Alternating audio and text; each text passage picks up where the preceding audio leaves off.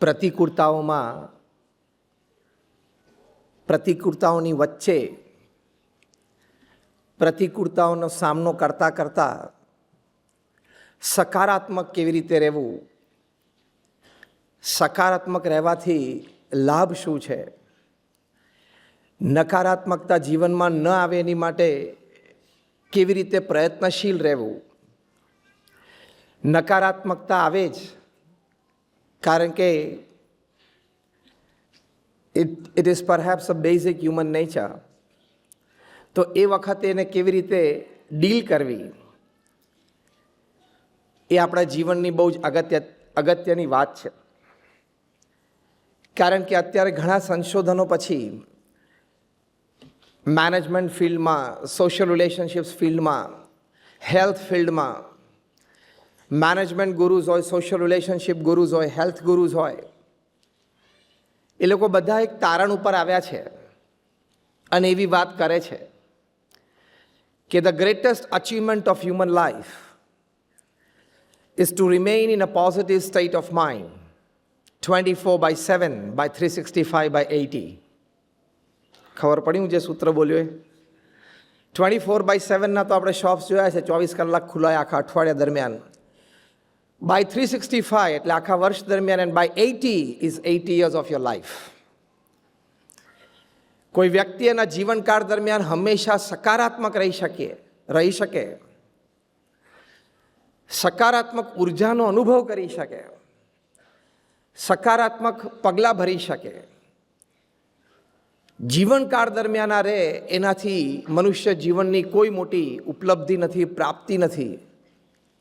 Nothing bigger than this, no achievement bigger than this. જો જીવનમાં adversity જે વિષય કે આપણે વાત સમજવાનો પ્રયત્ન કરીએ છીએ, એટલે કે પ્રતિકૂળતાઓ તો ઘણા પ્રકારની આવી જાય. કોઈ નાની ઉંમરે શરીરમાં મોટો રોગ આવે એ એક પ્રતિકૂળતા છે. વળી આપણે અભ્યાસ, ઘણા બધા વિદ્યાર્થીઓ બેઠા છે, તો અભ્યાસમાં આપણને કોઈ વિષય ન ફાવતો હોય, કોઈ સબ્જેક્ટ લેસ ઇન્ટરેસ્ટેડ હોય, તો આપણને પ્રતિકૂળતાઓ ઊભી થાય. જોઈતું હોય એક એડમિશન અને જે કોલેજમાં જોઈતું હોય, યુનિવર્સિટીમાં જોઈતું હોય, એ ન પણ મળે તો જીવનમાં થોડીક પ્રતિકૂળતાઓ ઊભી થાય. વળી ગ્રેજ્યુએશન કે માસ્ટર્સ પછી જોબ મળતી ના હોય, બિઝનેસ સેટ ના થતો હોય, તો એ જીવનની એક પ્રતિકૂળતા છે. પરિવાર હોય તો પરિવારમાં કદાચ નાનો મોટો વિખવાદ થયો તો એ વિખવાદ છે એ પ્રતિકૂળતા કહેવાય, એડવર્સિટી કહેવાય. આપણે વેપાર ધંધો કરતા હોઈએ, એમાં કોઈક રીતે ખોટ જાય, કોઈ આપણો નિર્ણય ખોટો થાય, કોઈ આપણા બિઝનેસ પાર્ટનર હોય એ આપણને દગો દે, અથવા તો suddenly there is a change in policy in the government, તો પણ પ્રતિકૂળતાઓ ઊભી થાય, એડવર્સિટી ઊભા થાય. એ બધી વ્યવસાયલક્ષી પ્રતિકૂળતાઓ છે, કારણ કે એમાંથી there is a big possibility of a big financial loss, તો એ પ્રતિકૂળતાઓ છે. વળી સામાજિક જીવનમાં પણ મિત્રો હોય, સગાવાલા હોય, એ પ્રસંગે ટાણે સાથ સહકાર ન આપે, એ પણ પ્રતિકૂળતાઓ છે. અને ભગવાન અને સંત આપણા સત્સંગની કસોટી કરે અને સત્સંગમાં માન અપમાનના પ્રસંગો બને, આપણા સ્વભાવ પ્રકૃતિ સંબંધી પ્રસંગો બને, એ પણ જીવનમાં એડવર્સિટીઝ છે, પ્રતિકૂળતાઓ છે. આ તમામમાં આપણે બધાની ઈચ્છા છે કે આપણે સકારાત્મક રહેવું છે. યસ ઓર નો? આપણા બધાના મનમાં એમ છે કે પરિસ્થિતિ તો સાનુકૂળ જ્યારે થાય ત્યારે, પ્રશ્નના સમાધાન તો જ્યારે આવે ત્યારે, પણ ડ્યુરિંગ ધ પ્રોસેસ, એ કાળ દરમિયાન, ડ્યુરિંગ દેટ ટાઈમ, હું સકારાત્મક વિચારોમાં રહી શકું, સકારાત્મક ભાવનાઓમાં રહી શકું, તો પણ that is enough to create a stability in our lives. આપણા જીવનમાં એ સ્થિરતા આપી શકે છે. અઘરું છે, દરેકે પ્રયત્ન કરવાનો છે, કારણ કે દરેક આમાંથી પસાર ક્યાંક ને ક્યાંક તો થાય જ છે. પણ આ જીવનની બહુ જ મોટી ઉપલબ્ધિ છે, કારણ કે એ સમયે સકારાત્મક ન રહી શક્યા તો માણસનો વિલ પાવર તૂટી જાય, આત્મવિશ્વાસ તૂટી જાય, નાસીપાસ થઈ જાય અને આત્મહત્યા પણ કરી બેસે. એટલે we need positivity during times of adversities in our lifes.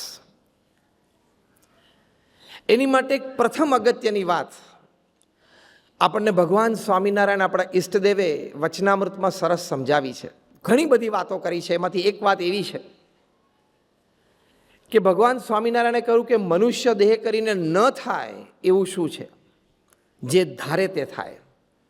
કેટલી સરસ વાત, બળભરી વાત આપણને આપણા ઈષ્ટદેવે સમજાવી છે. એટલે જ્યારે જીવનમાં આવી એડવર્સિટીઝ, પ્રતિકૂળતા, when we are facing adversities in life, એ વખતે આપણા ઈષ્ટદેવના આવા શબ્દોના વિચારથી આપણે સ્થિર રહી શકીએ છીએ. કારણ કે એડવર્સિટીઝ તો આવવાની જ છે, હા કે ના? It is part and parcel of life. Life is like a sine wave, up down થયા જ કરવાનું. કારણ કે ભગવાને આપણને પૃથ્વી પર મોકલ્યા ત્યારે આપણી સાથે એમઓયુ સાઇન નથી કર્યું. We did not sign an MOU with him as well કે બેટા તું જ્યાં પૃથ્વી ઉપર ને બધું ગુડી ગુડી થશે, એવું કોઈની પાસે એમઓયુ નથી. કર્મ છે, પ્રારબ્ધ છે, ભગવાનની ઈચ્છા, ત્રણ વાત છે જે ભગવાન સ્વામિનારાયણે પ્રથમના 29મા વચનામૃતમાં સમજાવી છે. એટલે એના બધા ખેલ ચાલ્યા કરે ને આપણા જીવનમાં પ્રસંગો બન્યા કરે. તો એક વિચારની સ્પષ્ટતા, વિચારમાં મજબૂતાઈ, a concrete thought process has the power to lead you towards positivity in adversity. વિચારોની સ્પષ્ટતા અને વિચારોની મક્કમતા, એમાં ભગવાન સ્વામિનારાયણે આપણને શીખવાડ્યું કે મનુષ્ય દેહ કરીને શું ન થાય, જે વિચારે તે થાય. એમ જ્યારે આપણે એડવર્સિટીને ફેસ કરતા હોય, આવી કોઈ પ્રતિકૂળતાઓને, ત્યારે આપણા ઈષ્ટદેવના વચન યાદ કરવા કે મારા ઈષ્ટદેવના વચન છે એટલે હું પ્રયત્ન કરીશ તો ધીમે ધીમે આ પ્રતિકૂળતામાંથી બહાર આવી જઈશ. મારે પ્રયત્ન કરવાનો છે. જે કંઈ મને બુદ્ધિ, શક્તિ, આવડત ભગવાને આપી છે અને જે કંઈ મારા પુરુષાર્થથી મેં સમાજમાં સાથ સહકાર ભેગો કર્યો છે, એ બધાને કામે લગાડી, putting all my resources in play, હું પ્રયત્ન કરીશ તો હું ચોક્કસ આ પ્રશ્નમાંથી બહાર આવી શકીશ. અને આપણને બધાને અનુભવ છે કે નાની મોટી પ્રતિકૂળતાઓમાંથી આપણે પ્રસંગે, સમયે આપણે બહાર આવી શક્યા છીએ. તેમાં વિચાર છે.